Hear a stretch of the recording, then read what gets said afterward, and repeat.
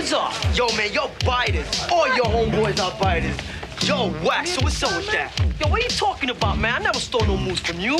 All your moves ain't worth it a bit. So what's up with that, punk? Punk, who you calling punk? And boom, Rocksteady, New York City Breakers, and Mad Force chilling in Conference. We was bugging. We were like the young kids of the 80s, you know what I mean? The exploitation era, but it took us all over the world. We were bumping into each other cross-continent, you know what I'm saying? And we thought we were rich and shit.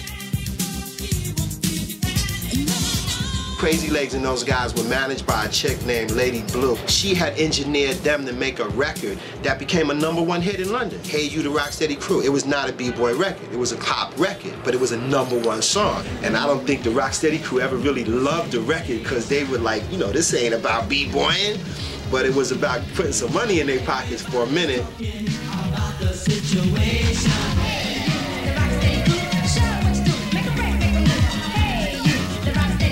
I started breakdancing with my friend Donovan and Mike, and we actually had a lot of those black people in Samoan, and we used to all come to my house, and my mom would wake up in the morning, there'd be like a gang of Samoans from like Carson City, hardcore, and she'd be like, what the fuck is going on here? I'm like, Mom, they're teaching me how to spin on my head. A lot of people, unfortunately, took it as a fad, you know?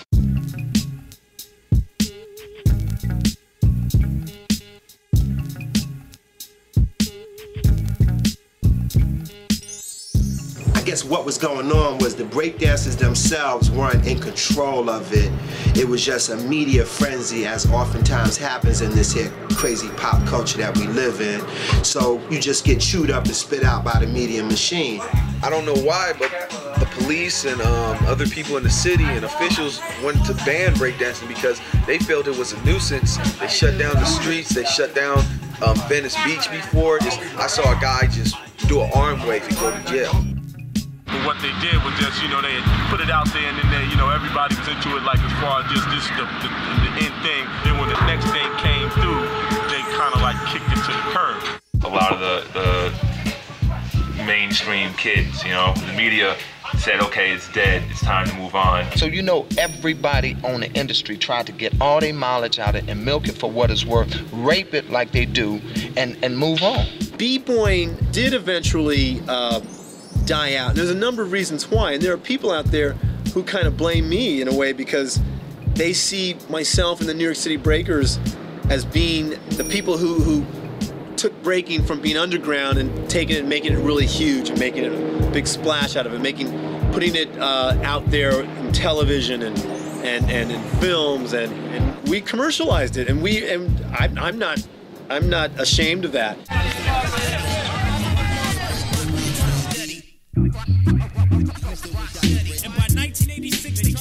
Here we were, 1 minute we were in the limelight. Everything was straight. Traveling all around the world. Walk up to a club, hey, come on in, club. You help build as far as reputation, you know. And next thing you know, it's like, go to the back of the line, boom. You know, how do you really nurture someone for this industry? You know, and prepare them for what can happen, especially someone coming from the ghetto and all you see is like money. From that to having loot in your pocket, renting OJs out, getting all your boys high, and having honeys, and to next thing, just like having the rug pulled under you. Yo, I went through the ill identity crisis. When we were dancing and one of the guys, Matt, he got killed in a motorcycle accident. It's like from then, it's like everything just started falling apart. Yeah, that we didn't get any more gigs. That kind of brought us bad luck. Yeah, it kind of brought us bad luck. We didn't get any gigs, and we just kind of lost it from there. We stopped dancing. Toward the end of '84, like, a lot of crews broke up, you know, including Rocksteadies and New York City Breakers and Dynamics. And I think it should have never went above ground. I don't think it was made for commercialism. I think it was designed by God to spread love between the communities. You know, there's a lot of kids that have so much energy, creative energy, you don't know what to do with it. You know, we were doing wild things, man, but the longer I was on the cardboard, it just kept me occupied. You were too tired to fight because you've been popping and breaking all night. You were too busy learning how to windmill than to rob and steal. Because the idle hand is a devil's workshop. So if you had so much to do, you ain't never had time to go out and do the wrong. Imagine somebody took me and showed me how to wear a bandana, a rag or something to claim a color. I would have put the same energy into gangbanging as I did in the b-boying. Our aggression was breakdancing, was b-boying towards another crew. You know, because before that came, there was gangs. NWA, they came out with their versions of rap, and what they did was it actually influenced gangsterism. I seen the change from rap being rocking parties to rap being gangster. I was there when it changed. I was there and I even became a part of it, trying to be a gangster, started getting tatted, started getting braids, cornrows, started sagging.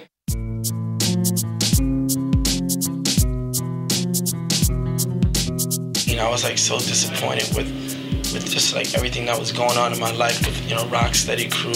I just started going back to school. I got a job, you know, also going to college for a minute. And I started hanging out with some old school friends, Buck Boy, and you know, it was my best friend. And unfortunately, they weren't into the greatest scene in the world. I was sniffing blow, smoking weed. I used to sell guns. I held over $1 million for a friend of mine in my crib for about 2 years. Cash. And I was involved with certain things that led to some of my closest friends getting killed. You look right now at like Randy. He was from the I think he was from the LA Breakers. Kid Tough. They're all in jail, and it's like even Float, one of the best breakers ever in New York City, which is in jail for murder right now. But before I got involved with hustling, doing this thing. Along with that game comes a lot of, you know, ridiculous beef. Sometimes there's beef, and then one person gets murdered, another person on the other side gets murdered, and eventually it got to a point where they found out where Buck lived. They caught him in his garage, and they basically kind of like tortured him and murdered him execution style. We'd like to have a moment of silence for them, excuse me. So everyone, if they can be quiet for a few moments, just to honor those brothers that have passed away. Look in the street and see muggings, killings, and you say to yourself, hey, I'm doing something for this world, I'm entertaining people. That's good, that makes me feel good.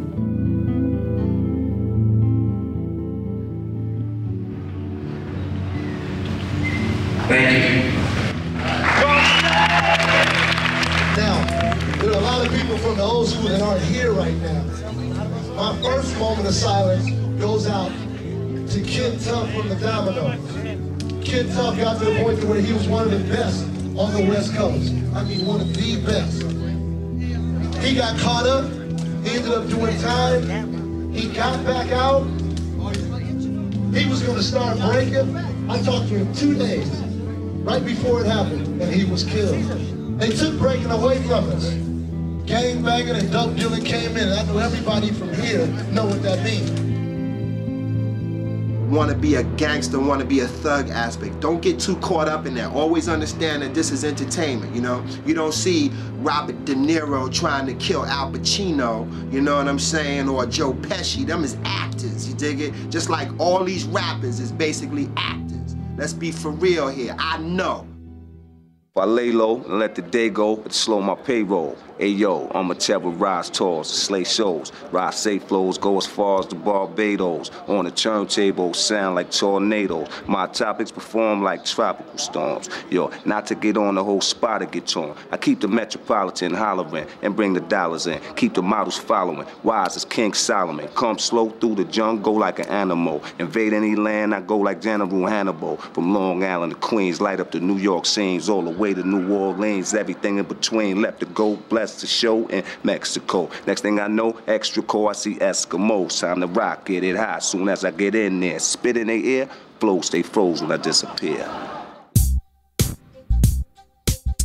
You can go up to a businessman and say, in '85, you ever heard of breakdancing? Yeah. You ever heard of rapping? You mean rapping a gift? All of a sudden, just died out. Rapping took over and shit. The dancing was really what catapulted rap music into like the media's eye. And it was really the media grabbing these b-boys and saying, hey, you know, let's take these kids on tour, let's do shows, and hey, we want to bring these rap artists. Rap had product. It had something that it could sell.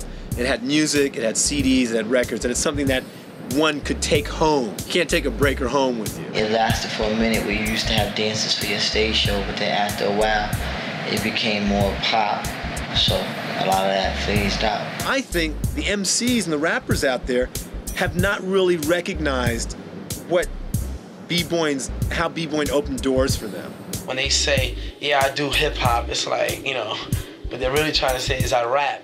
The thing that Run DMC represents is the thing that's going to not let people forget, us and KRS-One, of course, not forget about that time or that era where the whole culture of hip-hop was the music of hip-hop, which is rap, the dance of hip-hop, which was breaking, and the art of hip-hop, which was graffiti. Those things all were like 3 in 1, hand in hand.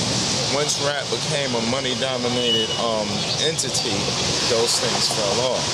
Breakdancer really didn't play out per se. It's just that, you know, motherfuckers over here is just too much of a bitch to understand what real hip-hop culture is. The music. I tell a lot of b-boys, especially a lot of upcoming b-boys, they just see a circle when they just want to get down and just exploit their moves. But I always tell them, listen to a certain beat, because that's important that when you go down, what you go down to. I have videotapes of guys in Germany dancing to fucking Donna Summer's Bad Girls and Brooklyn rock into it. How do you Brooklyn rock to that? Many of my b-boys around here, we always go down to the break beats. Like Apache was one of our favorite records around here.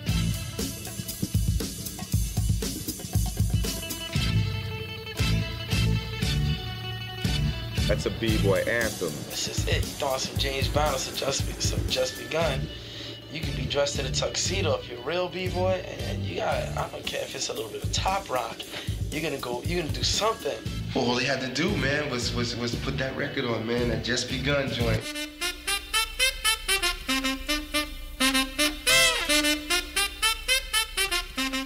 And that's when it was on, man. We got busy, man. R&B funk is the music that we dance to. If it was funky, we dance. Although we could dance to a waltz, okay? Planet Rock. That was the poppin' song. Yeah. It wasn't exactly the breaking song, was it? Because it didn't have that beat.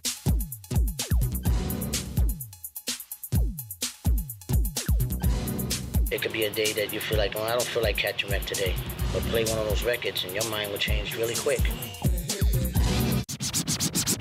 Damn, when I first learned about the dance in '77, it was called b-boying. By the time the media got a hold of it in like '81, '82, it became breakdancing, and I even got caught up calling it breakdancing too. Yeah, but you know what? That's our fault, kind of. Of because course. When breakdancing went mainstream, and we started, you know, dancing and going on tours and stuff like that, and people would say, "Oh, you guys are breakdancers." We never We had to reinvent ourselves. You see, we kept walking around calling ourselves breakdancers. They're like, y'all them kids from the 80s, man. That shit is played out. But when we started calling ourselves b-boys, it was like, what? This is a new shit. B-boy that's what it is. That's why when the public changed it to breakdancing, they was just giving a professional name to it. But b-boy was the original name for it, and whoever wants to keep it real will keep calling it b-boy.